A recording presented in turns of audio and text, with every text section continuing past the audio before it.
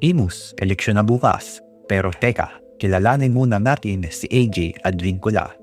May mga report na sangkot siya sa vote buying, yung pagbili ng boto para lang manalo. Ito, may video pa raw na nagbibigay siya ng 500 sa mga tricycle driver. Legit ba ito? I-check nyo mismo. Ito po, sabi namin ni Mayor, di ba? 500. Salamat po. Salamat po. Paabot mo na lang kay Kuya. Thank you, Kuya. Thank you. Salamat. Salamat.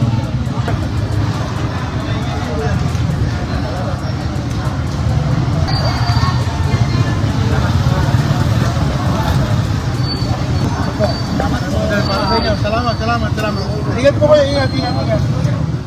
Hindi ito biro, vote buying ay labag sa batas. Sinisira nito ang tiwala ng mga tao sa eleksyon. Ang boto mo ay hindi nabibili. Yan ang kapangyarihan mo para sa kanibukasan mo at ng buong Imus. Huwag magpadala sa pera, papogi o pangakong ayuda.